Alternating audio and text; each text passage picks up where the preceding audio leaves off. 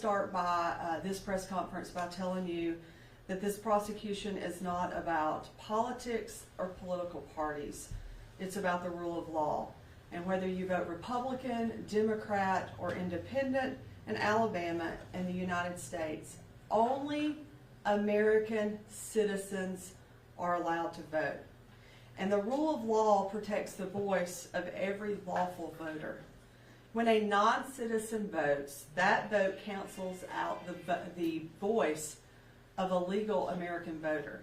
That undermines our public trust and the legitimacy of our elections. And that's why it's important that the public in the state of Alabama know that today I'm announcing the arrest of Frank Maloney, 71 of Trafford, who was taken into custody last night following a Blount County grand jury indictment on 4 counts of felony voter fraud. On January the 12th, Secretary of State Wes Allen announced that he had identified 186 illegally registered non-citizens, including 25 who had voted in Alabama election. And his office released a list of those counties where they had voted, and Blount County was one of those counties. As district attorney of this county, I had a duty to investigate and present this matter to a Blount County grand jury, and we did that. Yesterday, a Blount County grand jury found probable cause that Frank Maloney unlawfully voted in nine state and federal elections despite not being a U.S. citizen, and they returned an indictment of 4 counts of felony fraud. Now, this case involves illegal voting in Alabama by a non-citizen. But also at the time of his arrest, Mr. Maloney was already on bond in an unrelated case from a grand jury in 2025, where he had been charged with 187 counts of child pornography and 4 counts of dissemination of child pornography. Those charges are separate and were in no way connected to the charges of felony voter fraud. Mr. Maloney is now in the court system. He will have his day in court, and he is presumed innocent unless and until he is proven guilty. I have provided you a copy of the public indictment for your use, and I've also provided you, and will make public, the recommendations and findings of the Blount County grand jury. I want to start by thanking that grand jury for their work. They took their duty very seriously. And in addition to the indictment, they unanimously made findings and recommendations which they authorized me to make public, and asked that I send copies of their findings to the governor, the lieutenant governor, the attorney general, the secretary of state, the leader of the House and the Senate of our legislature, and the secretary of the Alabama Law Enforcement Agency. Those are as follows, and I'll walk through them with you. They recommend that the Alabama Code be amended to specifically exclude foreign national driver's license as a valid form of identifications for the purposes of voting. Now, last year we saw a bill come through that made, in 32-610, one that made the use of a foreign national license invalid. However, they did not amend 17-930, and a foreign national driver's license needs to be specifically excluded from that code. Number 2, they recommend that Alabama Code 17-11-7 be amended to require absentee ballot affidavit to require the affiant to swear they are a U.S. citizen upon submitting their ballot. I provided you the language for what is required for the affidavit on an absentee ballot. Nowhere on that affidavit must they again swear that they are a U.S. citizen. And the grand jury asked that they correct that, that the legislature correct that. One of the most important findings or recommendations I believe the grand jury made is that they recommend Alabama law require voter identification in order to register to vote. I think it shocked me that when working this case, I learned that you are not required to show a photo ID when you go to register to vote.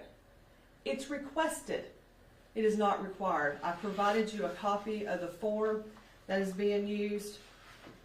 We asked, and the grand jury asked, that they make it a law that you provide some type of a photo ID. We have to show a photo ID when we go to vote. We can't vote unless we're exempt under federal law without an identification, a photo identification. And yet we allow people to go and vote or go and register to vote, and they don't have to show a photo ID. That is a huge loophole in our law. They only have to provide a social security number or a driver's license. Foreign nationals can legally obtain a social security number and a driver's license in our state. So we have to correct that. We have to make sure that we require a valid photo ID when you register to vote. They also made the recommendation to the Secretary of State's office that it should ensure all boards of registers receive additional training so that they clearly understand that only U.S. citizens are legally permitted to vote in state and federal elections. And that they ask that the Secretary of State amend voter registration form to add the question, do you currently have a foreign national driver's license? You saw on the registration form, there's no question about whether or not they have a foreign national driver's license. ALEA keeps all the documentation. When a person comes to get a foreign national driver's license, they have to provide identification from the country which they are here from, and they keep that on file. And yet, there is nothing on the registration form that asks them to delineate between a driver's license and a foreign national driver's license. They ask that the Secretary of State only approve vendors providing polling pads for elections that would have software to notify a poll worker if a foreign national driver's license was being used as a form of identification. Currently, if someone uses a foreign national driver's license in an attempt to vote at the polling place, the polling pad will merely give you an error. They just couldn't read it. But it also could give you an error if my driver's license has a scratch on the back of it. And when a poll worker gets that error message, all they do is simply override that to allow somebody to vote. The recommendation of the grand jury is that they correct that they ask the vendors to make a screen whereby if a foreign national driver's license is presented, it notifies the poll worker. And let me say now, we appreciate poll workers. This is not a knock at anybody in the system. It's about identifying the loopholes that has allowed foreign nationals to be able to vote in our elections, okay? Poll workers spend 14, 15, 16-hour days at the poll. They're tired. They need assistance when someone attempts to present that foreign national driver's license to say, hey, wait a minute, and allow that person, if necessary, to vote provisional until it's determined. Heck, I've had to vote provisional one time when I moved and I was put on the inactive list. And but it goes to show that nobody's above the law. I wasn't above the law, even though the registrars knew who I was. I voted provisionally, corrected my address, and was back on the active list. So we have to do something to ensure that poll workers understand when a foreign national driver's license is being used. They also asked that we recommend that the law enforcement agency, ALEA, which I've been working with during the course of this investigation, that they communicate, the driver's license system, communicate a person's foreign national status to LETS. Currently, when we began this investigation, and I attempted to look up this individual's driver's license and criminal history, I could not tell whether or not he was a foreign national. The driver's license system whereby somebody has a foreign national license does not talk to the criminal background system. We need to correct that, and ALEA is working to get that done. And finally, as I gave you a copy of, foreign national driver's license numbers, they ask that they be distinguished from a standard driver's license with a letter at the beginning, similar to ID cards. If you have an identification card, your number is I and then the number. Foreign national numbers have nothing different. They're the same as a regular license. The only thing different you see is FN at the top, okay? What this case shows is that our system has vulnerabilities.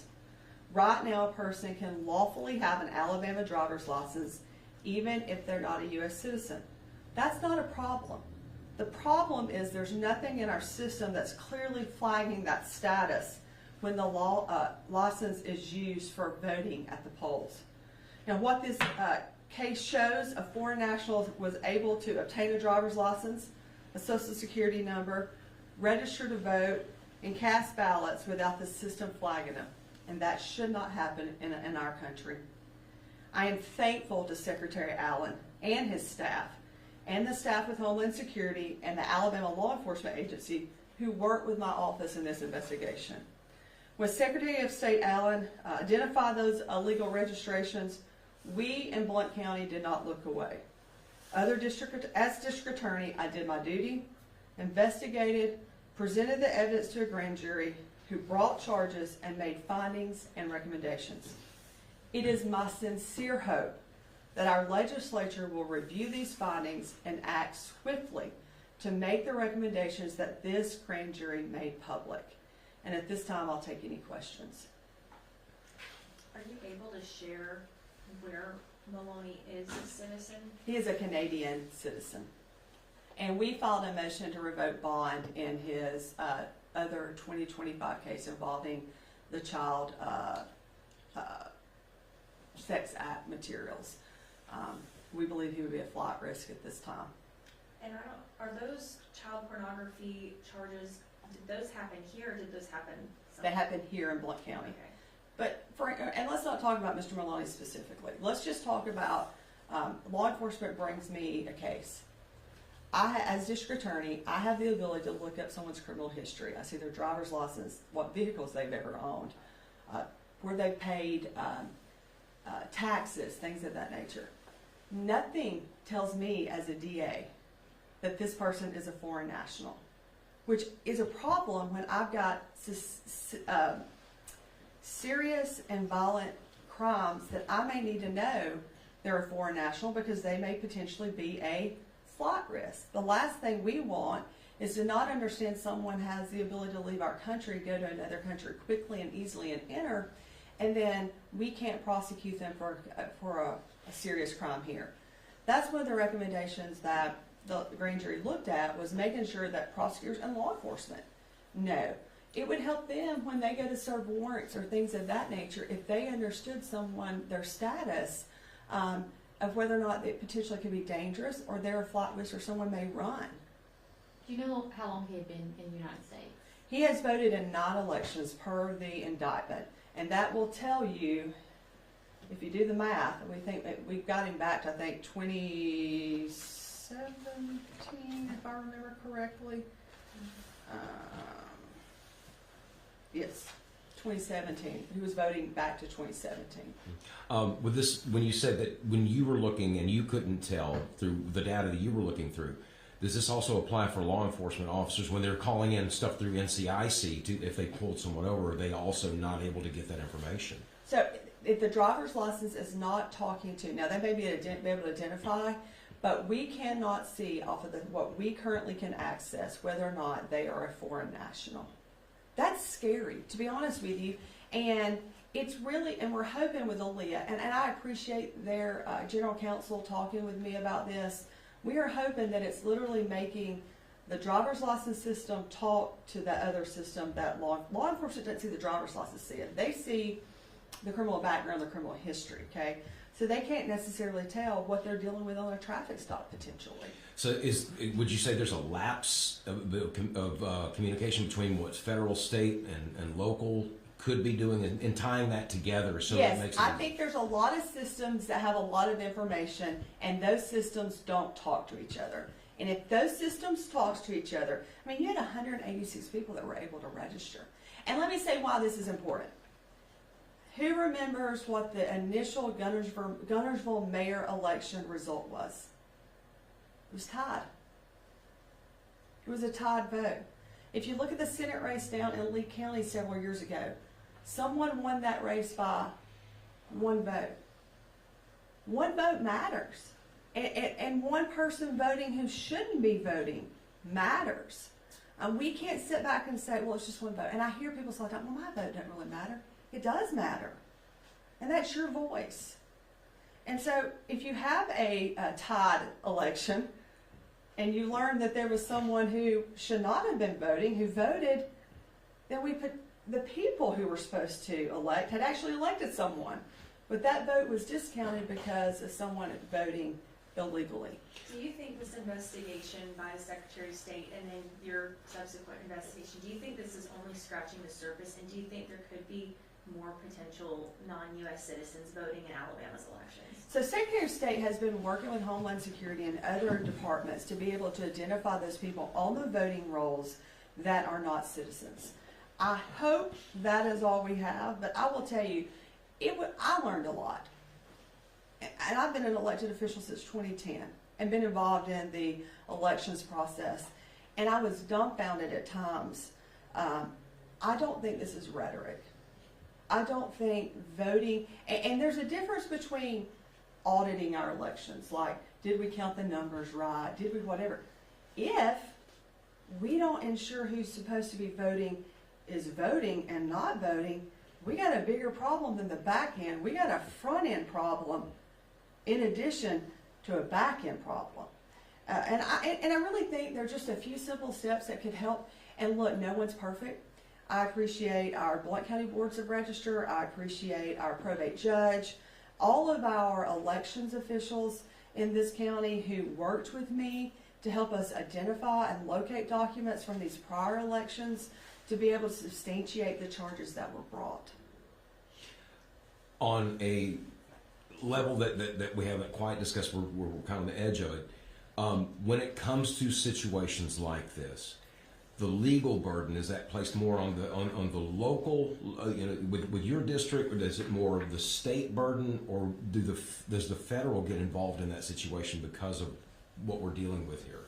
Yeah, I think it's a mix, and the thing about this is, so for example, this hit my email box. We got the referral in email. And I thought, oh, I wonder who this person is. And I saw the name and I thought, oh, I recognize that name. And so, sadly, a lot of our DAs are underfunded, understaffed, and they may not necessarily be able to have the resources, or local law enforcement have the resources to actually investigate this. This was a lot easier for me because I already had a lot of the information in this case, all right? And then began digging and identifying documents, and again, the local officials helping me go and find documents, okay? So, yes, it's, the Secretary of State's office doesn't have the authority to investigate. All they can do is refer that to us. You're going to refer it to a DA's office. Now, I know that there were a lot of DA's offices these were referred to, that they were outside the statute of limitations, okay? So just because your county county's name might have been on it, doesn't mean your DA isn't doing their work. It means that they may have determined that it was outside the statute of limitations. They don't have the ability to prove it based on finding documents and other things. But it does add an extra burden to law enforcement and to our office. And I do want to thank the Blount County Sheriff's Office deputies last night who made that arrest. And I don't want to not thank them for their work on that, because they went out and stayed out for several hours to make the arrest. As far as the rest of this goes, in seeing that there is that burden placed on a lot of different district attorneys because of financial and or other resource or lack of resources, is that something that the state administration needs to kind of come in and we would always love to have more funding. Okay. And the other question is, at some point, without any particulars, do you guys ever get AI involved in some of this to be able to crack some of these cases that would?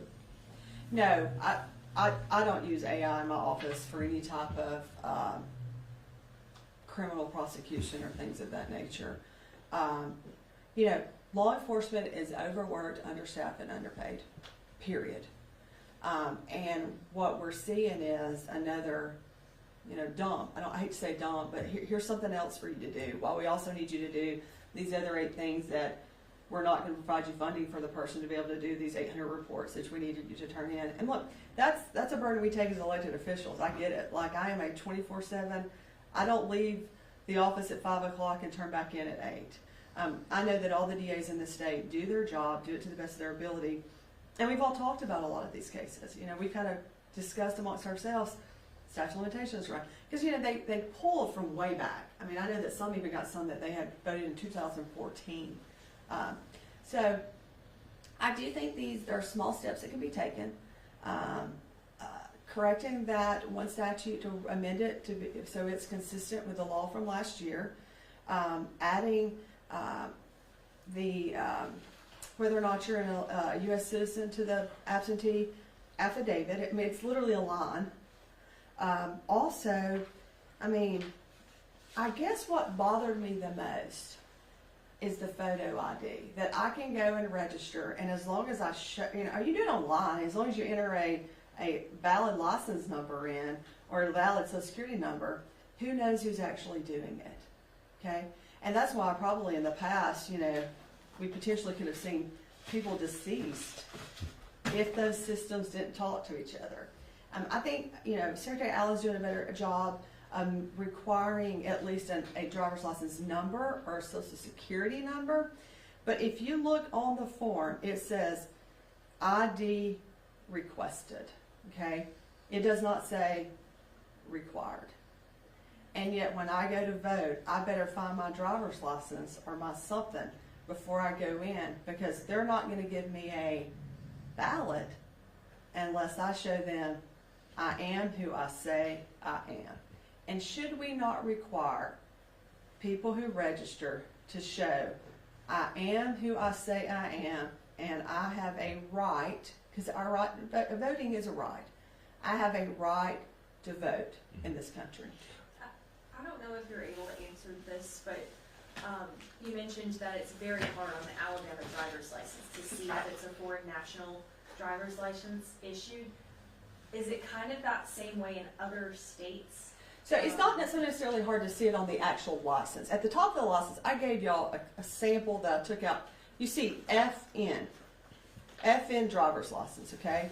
And so if you know what that means, and if we can train our poll workers and our registrars and our officials to know that, that was something that was new to me, but when I go and look on the electronic side of it that law enforcement sees, there is nothing that tells me foreign national. So when you prosecuted him previously for the child pornography, you had no idea he was a foreign No, national? we filed saying that he was a potential flight risk and asked for no bond originally because he was a Canadian citizen. That's why when this hit my desk, I was like, wait a minute, I know that name, and went and pulled my old file, and we had the information in that file, which is a public record. We filed on that about his Canadian documents. And was he here on a visa, or how was he here in the United States? I was told by Homeland Security he's legally here. He is not a U.S. citizen. And there's a difference. So a foreign national can be legally in the United States. They're just not a United States citizen. So would it behoove the state of Alabama to more or less specify when they suspect someone is a foreign national, foreign national driver license, that then on that form for them, they have to, you know, not request, but require. U.S. citizens, I don't have to show you my license. I don't have to, even if you pull me over, I'm not required by anything under the Constitution to be able to. I'm not going to get into I'm just saying that, but it comes down to the fact that it would be good for the state of Alabama to be able to say, we'd like to require this if you're suspected of being a foreign national. Well, it's not so much required. If you want to get a driver's license in the state of Alabama and you're a foreign national, you take your paperwork down to the driver's license office. They scan all of it. You do what you need to do just to get a driver's license like I would, okay? The problem is the driver's license system is not talking to the system that the law enforcement officers see on the street to send that information over. You know how we could do it easily? Again, when I'm looking somebody up on my LET system, if I see I in front of their driver's license number, I know, or their identification, it's an identification card. I means identification card, not driver's license. Okay? If we had F or K, or I don't care what letter you pick as long as it ain't I, that would tell me, and it would tell law enforcement on the road, that this is a foreign national, without even having to see the top part of it. Because let's say this, I get pulled over, I'm a foreign national, I don't have my driver's license with me. I don't have a driver's license number. I have a social security card, social security number. I give that to you. I go back and I run your information, your identifiers on LETS. I am not going to know that you're a foreign national if you do not have the paper card, or not the paper, because it's plastic, the plastic card to provide. So Alabama basically they need to update their system and how they're talking to one another. Well, I would love to see that. I think the grand jury recommended that. Look, Alabama's a great state to live, to work, to raise our children. I want to hope that we fix this so that the people who put themselves out there to run, like the mayors, and it's, look, I mean, look, one vote usually doesn't make a difference in a big statewide race. I can't tell you if I've ever seen a statewide race be a one vote race. But you can identify local races that it's a tie or a one vote, and that's where it matters. And a lot more people show up to vote in local elections and care more about local elections. Who's going to be their child superintendent? Who's going to be their road commissioner? Who's going to be their sheriff?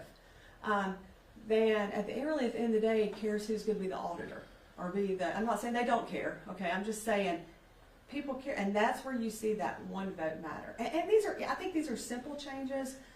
Again, I appreciate Secretary Allen. I wouldn't have had that information he had sent it to us, which led us down. It leads you down a rabbit hole. Just to be quite, you start going, well, wait a minute, I didn't realize that. And so, look, I hope everybody gets out and votes. It's our right. Again, it is a right, and that is a right for a U.S. citizen. I appreciate y'all being here today. Any more questions? Would you be able to share when those child pornography charges, what year those happened? The grand jury returned the indictment in 2025. Okay. Okay.